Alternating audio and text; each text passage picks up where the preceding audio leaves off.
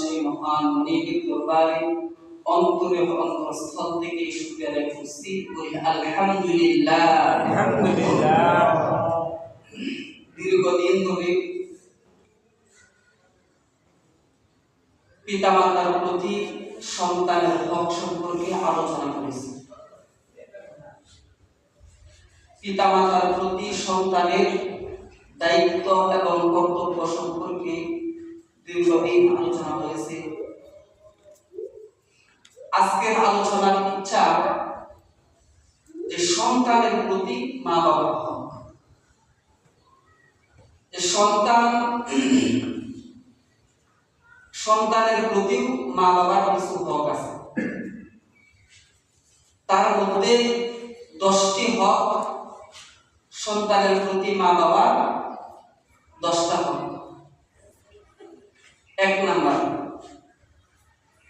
সন্তান 2টা হক হলো সন্তান জন্ম নেওয়ার আগে, বাকি 8টা হক হচ্ছে সন্তান জন্ম নেওয়ার পরে। 1 নাম্বার হলো যে সন্তানের জন্য সর্বপ্রথম একজন ভালো মা নির্ধারণ। সন্তানের জন্য সর্বপ্রথম কি? একজন ভালো মা নির্ধারণ।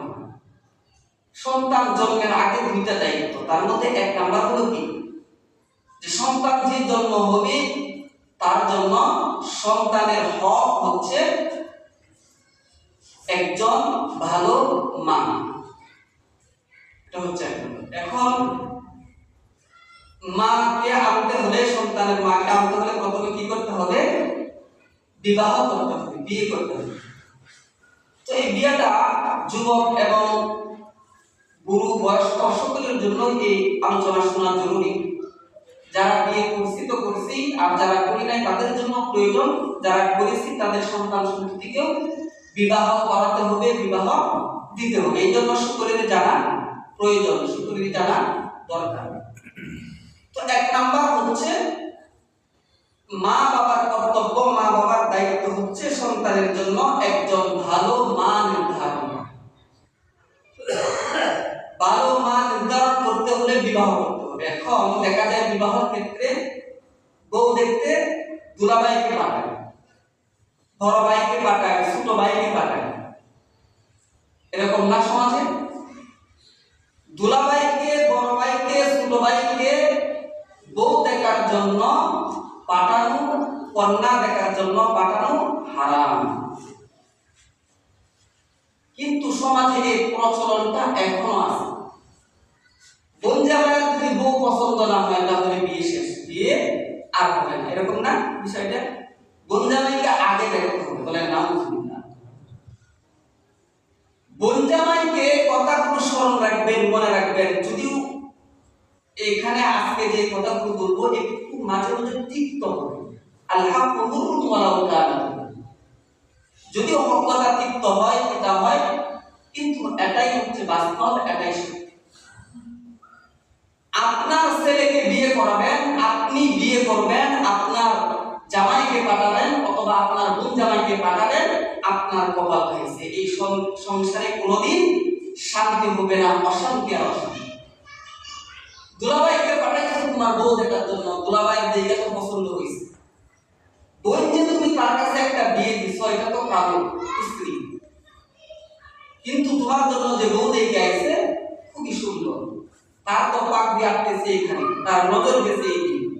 এই জন্য সংসারে বেশিরভাগ এমনটা হয়ে থাকে, বাস্তব ঘটনা, বাস্তব কথা।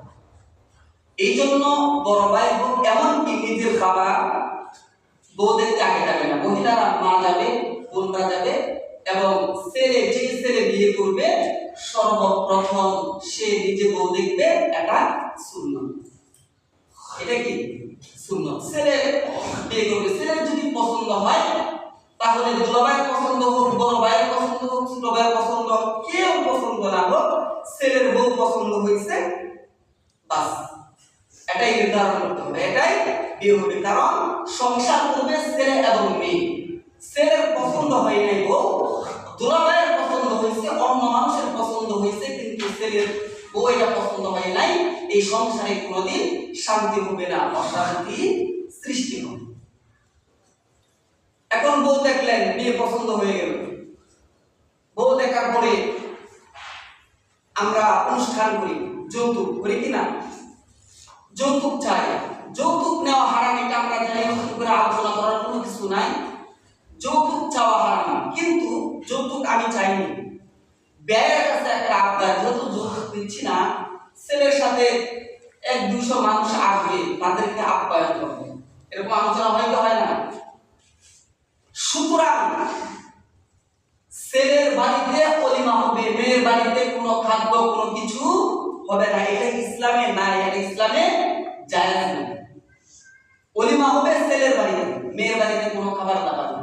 যদি হ্যাঁ তিনি ইচ্ছা করে কিছু মানুষকে খাওয়াতে চায়, এটা আলাদা বিষয়। কিন্তু আমরা আবদার করি, যৌতুক মোটরসাইকেল যেহেতু চাচ্ছি না, নিচ্ছি না, ফার্নিচার যেহেতু চাচ্ছি না, নিচ্ছি না, তাহলে ছেলের সাথে বন্ধু বান্ধব আছে, আত্মীয় স্বজন আছে, 1-200 লোক যাবে, তাদেরকে আপ্যায়ন করবে।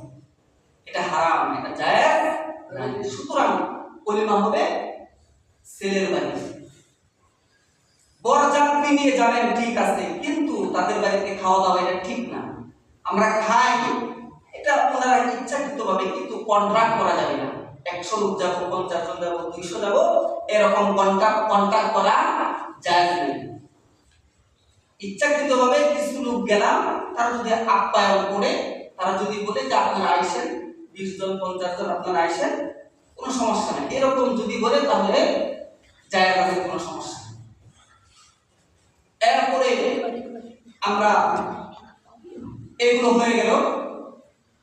অনেক সময় দেখা যায় যে বিয়ে হয়ে গেছে, বউ বা দুধ বা মেয়েকে এবং জামাইকে দুধ ভাত খাওয়ায় না, একে অন্যের গলায় মারা দেয়, এরকম হয় কিনা? হয় কি হয় না?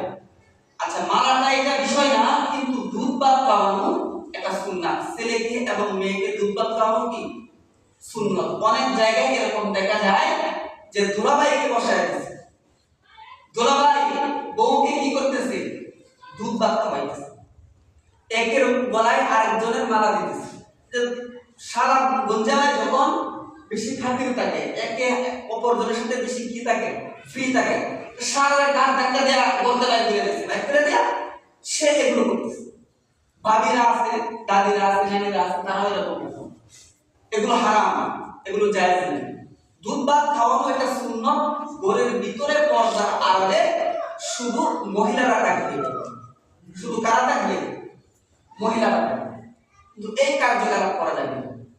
তো রাসূল কারীম সাল্লাল্লাহু আলাইহি ওয়াসাল্লাম বলেন, তোমরা 4টা গুণ দেখে নারীদেরকে বিবাহ করবা। কয়টা গুণ? 4টা গুণ। আল্লাহর হাবিব সাল্লাল্লাহু আলাইহি ওয়াসাল্লাম বলেন, তুনকাহুল মারআতু লিআরবাঈন, 4টা গুণ দেখে তোমরা স্ত্রীদেরকে, নারীদেরকে বিবাহ করবা।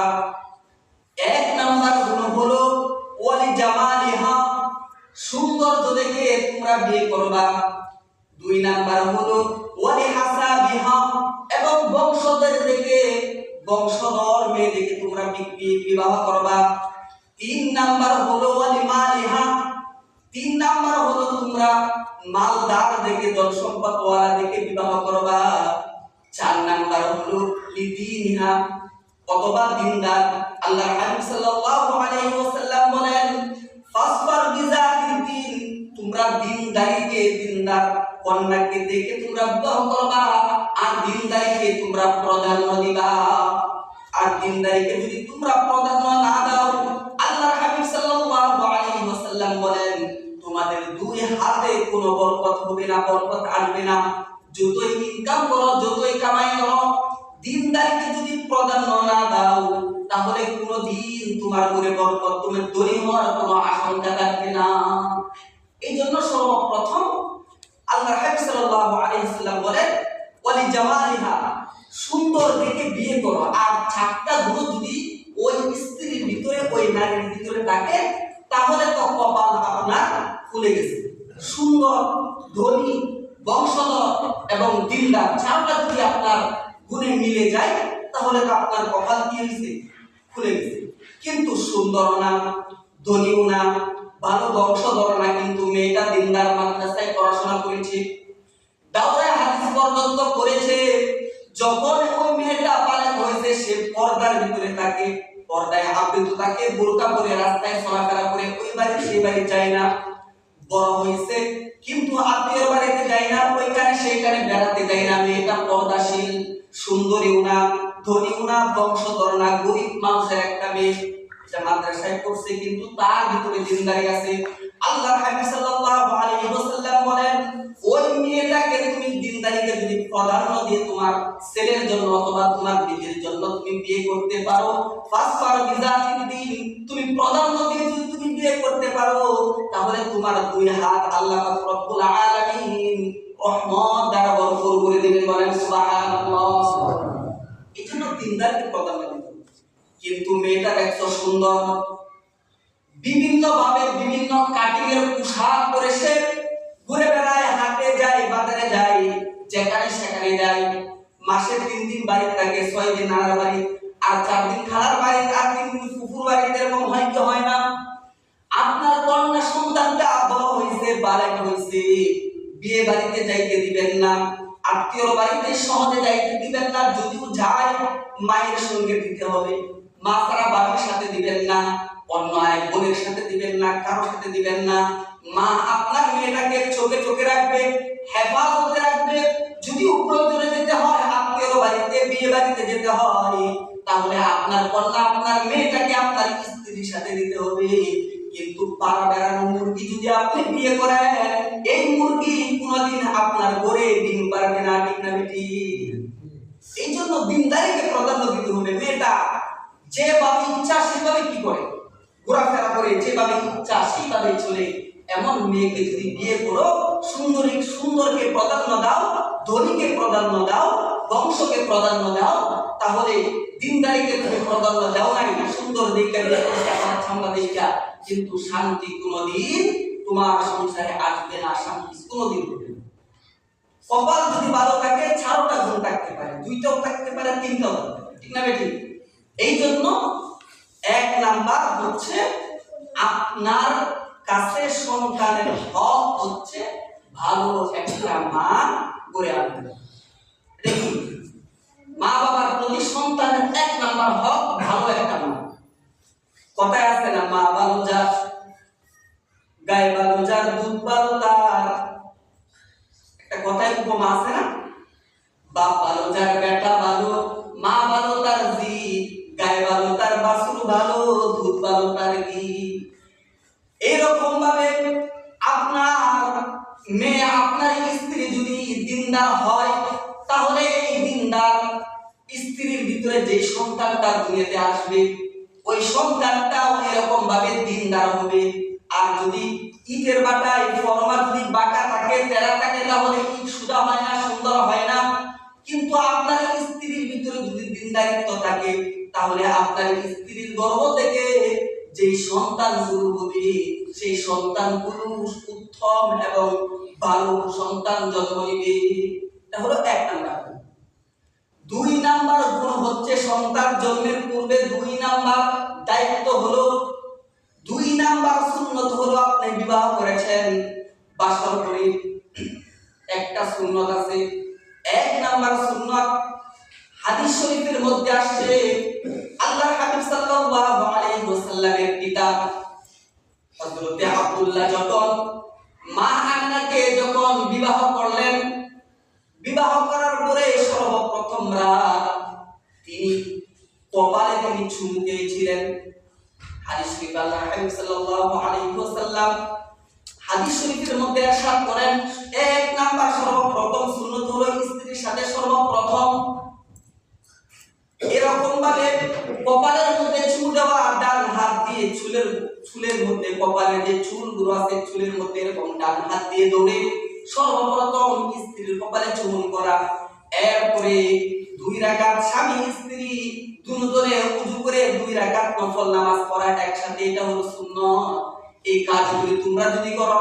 এবং 2 নাম্বার হচ্ছে, এরপরে হচ্ছে যখন স্ত্রীর কাছে যাবে, তখন তোমরা সর্বপ্রথম একটা দোয়া করবে, একটা দোয়া, বিসমিল্লাহ বিসমিল্লাহি আল্লাহুম্মা জান্নিবনা শায়াতিন ওয়া জান্নিবিনা শায়াতিন। আল্লাহ হাবিব সাল্লাল্লাহু আলাইহি ওয়াসাল্লাম বলেন, তোমরা যখন স্ত্রীর কাছে যাবে এই দোয়াটা আমরা করব, বিসমিল্লাহি আল্লাহুম্মা জান্নিবনা শায়াতিন ওয়া জান্নিবিশ শায়াতিন মা রাযাকতানা। আল্লাহ পাক রব্বুল আলামিনের কাছে দোয়া করা, হে আল্লাহ আমার কাছ থেকে এবং আমার স্ত্রীর কাছে শয়তানকে তুমি হটায় দাও, তুমি দূর করে দাও, শয়তানের কাছ থেকে আমরা আশ্রয় চাচ্ছি। এবং আমাদের দ্বারা যেই সন্তান তুমি দুনিয়াতে পাঠাইবা এই সন্তান থেকে তুমি শয়তানের আশ্রয় চাচ্ছি।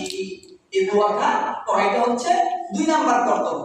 2 নাম্বার মা বাবার প্রতি 2 নাম্বার হক হচ্ছে এই রকম আচরণ করা, সুন্নাত মোতাবেক সুন্নাত তরিকায়। এই সন্তানটা যখন এই মিলনে যখন সন্তানটা দুনিয়াতে আসবে সুন্নাত তরিকায় রাসূল সাল্লাল্লাহু আলাইহি ওয়াসাল্লামের দেখার উপর অনুসরণ করে যখন এই সন্তানটা আসবে এই সন্তানটা অবশ্যই কি হবে, দিনদার হবে, পরহেজগার হবে। এই সন্তানটা মা বাবার কথা মানবে, মা বাবার বিরুদ্ধে আচরণ এই সন্তানটা করবে না। কিন্তু কোন রাতের মিলনে আপনার সন্তানটা গর্বে আসে এটা আপনার কি নাই, জানা নাই। কিন্তু হয়তো এই রাতের মিলন যদি আপনার স্ত্রী পেটে সন্তান আসলো আপনি জানেন না, 1-2 মাস না হলে তো জানা যায় না। পরের দিন দোলাবাইয়ের সামনে, অমুকের সামনে, তমুকের সামনে আপনার স্ত্রীকে বের করে দিলেন। খারাপ লোকের নজর যখন আপনার স্ত্রীর চোখে পড়বে, আপনার স্ত্রীর চেহারায় পড়বে, এই সন্তানটা ভালো আশা করতে পারে না। মানুষ কি সবাই সমান? নতুন বউ কেন দেখাইবেন? দুলাভাই বোন জামাই আমি ছোটবেলা দেখছি বিয়ের দিন যখন ছেলের বাড়িতে অনুষ্ঠান হয় তখন খাওয়া দাওয়া শেষ, বিকালবেলা আসরের পরে চেয়ারের মধ্যে দৌড়ে বসাইতো, সামনে কিছু টেবিল দিত, মুরগিরা সবাই এসে করবে, ঠিক না? এরকম হয়েছে না? কেন? এগুলো জায়েজ নাই, হারাম, এগুলো করা যাবে। যারা দেখার শুধু তারা দেখবে, মহিলারা দেখবে, যাদেরকে দেখার হুকুম আছে শুধু তারা দেখবে। কিন্তু এরকম ভাবে বসায়া বউকে সবাইকে দেখানো যে দুলাভাই বউ দেখে দেন, স্যারেরা বিয়া করাইছি, অমুক রে বউ দেখে দেন, কেন? এগুলো হারাম, এগুলো জায়েজ নেই। আমার বন্ধুগণ 2 নাম্বার দায়িত্ব হচ্ছে সন্তানের প্রতি এই দোয়াগুলো পড়া এবং 2 রাকাত নফল নামাজ পড়া, নামাজ পড়ে আল্লাহ পাক রব্বুল আলামিনের কাছে দোয়া করা। একজন আরেকজনকে চিন্তা না, আল্লাহ পাক রব্বুল আলামিন আমাদেরকে একত্রিত করেছেন, আমাদেরকে মিলিয়ে দিয়েছেন, এজন্য শুকরিয়া আদান 2 রাকাত নামাজ পড়ে আল্লাহ পাক রব্বুল আলামিনের কাছে যা মন চায় তা কিছু চাও। তো এ হলো 2টা বিষয়। আল্লাহ পাক রব্বুল আলামিন চাইতো আগামী জুমায় আপনাদের আলোচনা হবে। তার আগে আমি আপনাদেরকে একটা বিষয় বলি। দেখেন আমরা জানি কাজ ঠিক না, সবারই